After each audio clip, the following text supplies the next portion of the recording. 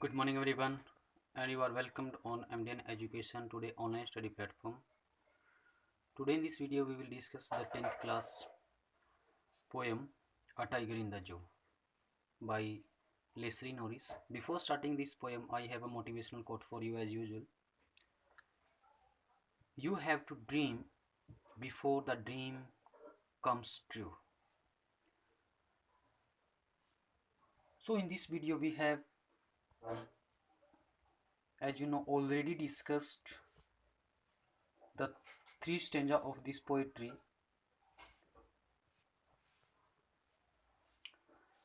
And today we are going to discuss fourth and fifth stanza of this poem. So let's start.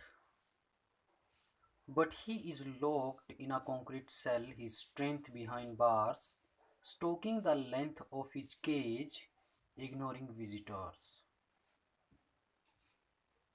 As you know that the poet describes a contrast between a tiger in the zoo and the tiger in the jungle. The second and third stanza depicts the tiger in his natural habitat, but stanza number first, fourth, and the last means fifth describes the description of the tiger in cage. In the fourth stanza, the poet says that जो tiger है वो concrete cell में locked है. He is locked in a concrete cell. His strength behind bars, और उसकी जो strength है वो सलाखों के पीछे है.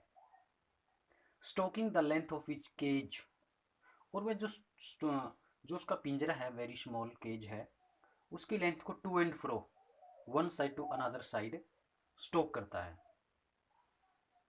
इग्नोरिंग विजिटर्स, जो विजिटर जो पर्यटक आते हैं जू के अंदर, उनको इग्नोर करते हुए, मतलब वो अपने वाइट फेंच या फिर क्लाज को बेरिंग करके उनको डरा नहीं सकता, क्योंकि वो केज्ड है, वो इम्प्रिजन है. तो वो क्या करता है, विजिटर्स को इग्नोर करता है. तो मतलब ये उसकी हेल्पलेसनेस को शो करती है.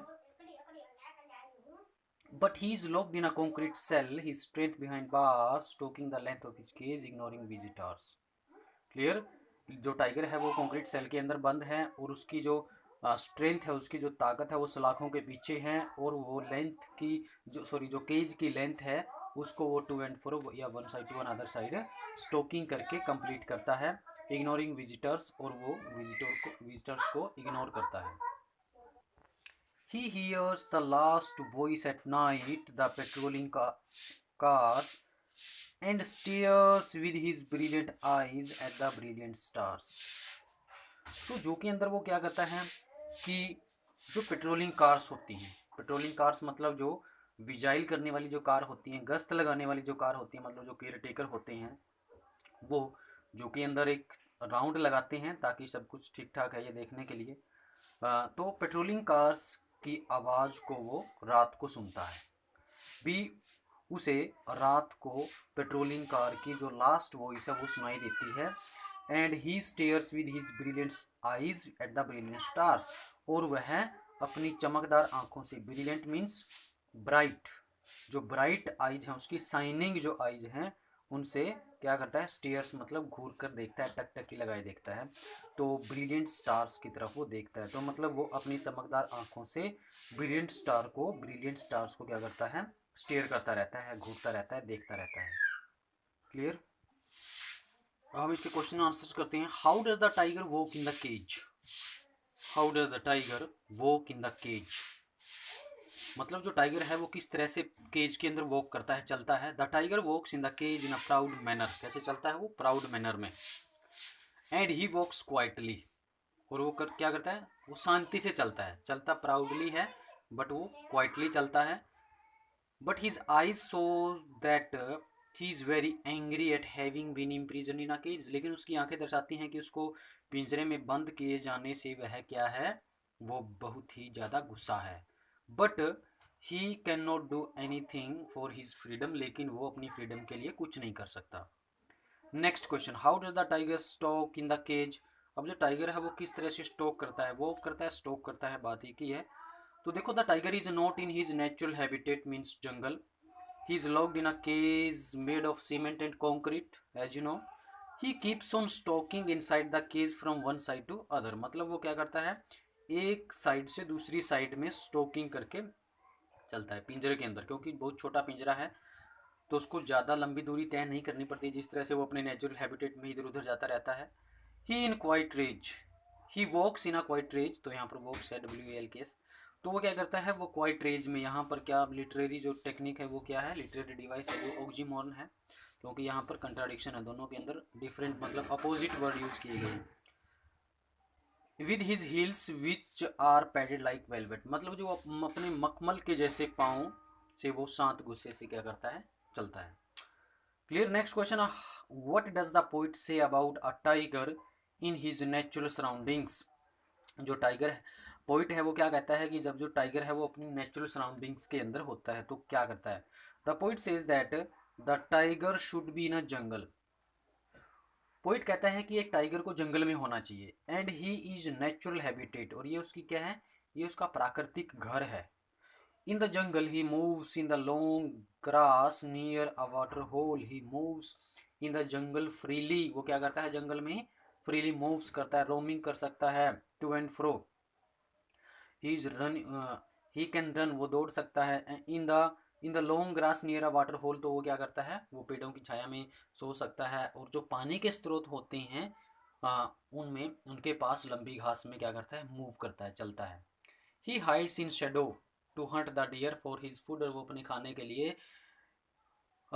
के लिए वह हिरण का शिकार करने के लिए क्या करता है, छाया के अंदर छुप जाता है। नेक्स्ट क्वेश्चन क्या है, how does the tiger terrify the villagers. और जो टाइगर है वो गांव वालों को किस प्रकार से डराता है। The tiger prowls around the houses of the villagers, तो वो घूमता रहता है, मतलब जो टाइगर्स है वो विलेजर्स के घरों के चारों तरफ क्या करता रहता है, चक्कर काटता रहता है, प्रोलिंग करता रहता है, घूमता रहता है। ही टेरिफाइज देम बाई स्नेलिंग एट देम, और वो उनको क्या करता है, वो उनकी तरफ स्नेलिंग करके उनको डराता है। स्नेलिंग मतलब एक तरह की आवाज़, जैसे गुर्राना, रोर करना।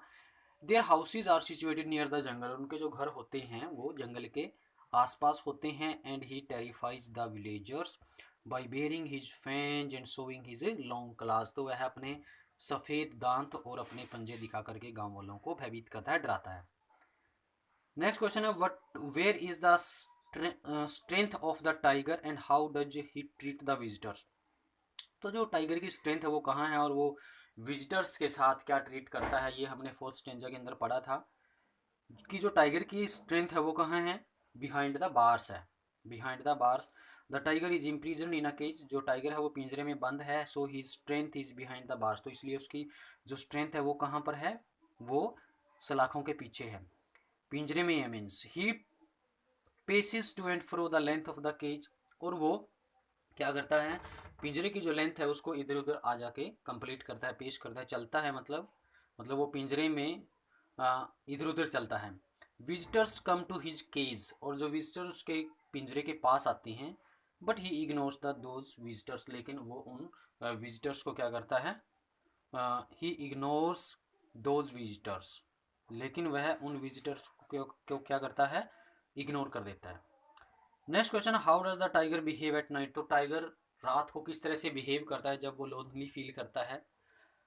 At night the tiger feels lonely, तो रात को जो टाइगर है वो अकेलापन, सूनापन महसूस करता है। He hears the sound of the patrolling cars, और वह पेट्रोलिंग कार्स की आवाज़ सुनता है।